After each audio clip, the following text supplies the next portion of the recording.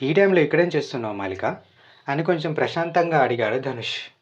మాలిక అతని వైపు చూడకుండా కారుని పక్కన పెడుతున్న హేమంత్ వైపు చూస్తూ, ఏం లేదు సార్, ఒక చిన్న పని మీద వచ్చాను అని బదిలిస్తుంది.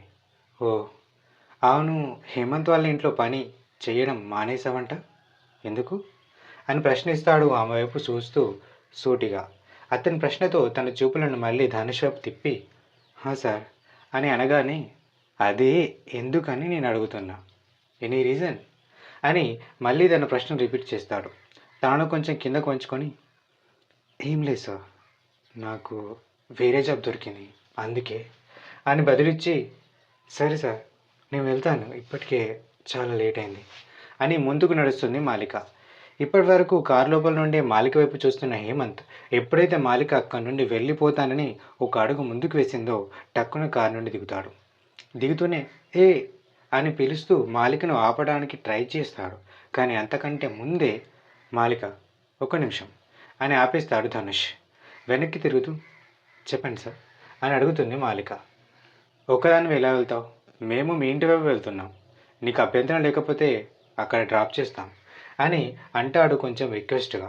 పర్వాలేదు సార్, నో థ్యాంక్స్, ఏదో ఒక ఆటో పట్టుకొని నేను వెళ్ళిపోతా, మీరేదో అర్జెంట్ పని మీద వెళ్తున్నట్టున్నారు కదా, మళ్ళీ మీకు లేట్ అవుతుంది అని మళ్ళీ ఇంకొక అడుగు ముందుకు వేస్తుంది తన చున్నీని సరి చేసుకుంటూ.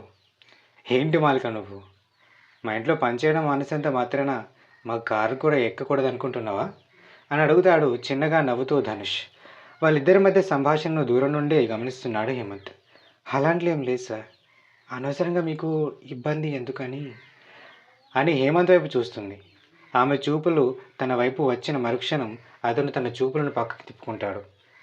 ఇందులో ఇబ్బంది ఏముంది మాలిక, ఎలాగో అటువైపు వెళ్తున్నాం కదా, మాకైతే ఎలాంటి ఇబ్బంది లేదు, ఒకవేళ నీకేదైనా ఇబ్బందిగా అనిపిస్తే వెళ్ళిపోవచ్చు, are you feel free with us అని చెయ్యిని ముందుకి చాపుతాడు వెళ్ళమన్నట్టుగా సైగ చేస్తూ ధనుష్. కొన్ని క్షణాలు ఆలోచించిన ఆమె, సరే సార్ అని కారు వైపు కదులుతుంది. ఆమె ఓకే అనగానే ధనుష్ ముఖం సంతోషంతో వెలిగిపోతుంది. కేవలం అతని ముఖం మాత్రమే కాదు, హేమంత్ ముఖం కూడా సంతోషంతో నిండిపోయింది. కానీ దాన్ని కనబడనీయకుండా టక్కున కారులోకి వెళ్ళి కూర్చుంటాడు హేమంత్. ఆమె కారు దగ్గరికి రాగానే ధనుష్ ఒక సర్వెంట్లా ఆమె కోసం డోర్ ఓపెన్ చేస్తాడు. మాలిక లోపల ఎక్కుతుండగానే అప్పుడే రెస్టారెంట్ నుంచి బయటకు వస్తారు తరుణ్ అండ్ నందిని. తరుణ్ ఫోన్ చూస్తూ ఉంటే నందిని చూపు మాత్రం అప్పుడే కారులోకి ఎక్కిన మాలిక మీద పడుతుంది. ఆమెను అక్కడ చూడగానే నందిని ముఖ కవళికలు మారిపోతాయి. తమ ముందు నుండే సర్రున వెళ్తున్న కారు వైపు చూస్తూ ఉండిపోయింది నందిని. ఆమె ముఖంలో మారిన భావాలను పసిగట్టిన తరుణ్, హే ఏమైంది అని అడుగుతాడు. నథింగ్ నథింగ్ అని బదిలిచ్చి, ఇంటికి వెళ్ళాక దీని సంగతి అని మనసులో అనుకుంటుంది. కారు డోర్లో నుండి బయటకు చూస్తుంది మాలిక. ఆమెతో మాట్లాడడానికి ట్రై చేస్తూ అది ఇది అని మాట్లాడుతున్నాడు ధనుష్. కానీ మాలిక మాత్రం అని బదిలిస్తుంది. ఆ చిన్న చిన్న జవాబులే చెప్తున్నాయి ఆమెకిప్పుడు మాట్లాడే ఇంట్రెస్ట్ అస్సలు లేదని. ఇటు హేమంత్ మిడిల్ మిర్రర్ నుండి మాలికని చూస్తుండే బయటకు చూస్తున్న మాలిక చూపు అప్పుడే కార్ సైడ్ మిర్రర్లో కనిపిస్తున్న హేమంత్ ప్రతిబింబం మీద పడుతుంది. ఎందుకో ఏమో తెలియదు కానీ హేమంత్ ముఖంలో ఆనందం చూడగానే మాలిక ముఖంలో కొద్దిగా సంతోషం మెరిసింది. మిర్రర్లో సంతోషంతో చిన్నగా నవ్వుతున్న మాలికను చూడగానే హేమంత్ ముఖం కూడా ఇంకొంచెం సంతోషంతో నిండిపోయింది. ఆమె నవ్వు అతనిలో ఇప్పటివరకు లేని సంతోషాన్ని, ఉత్సాహాన్ని నింపింది.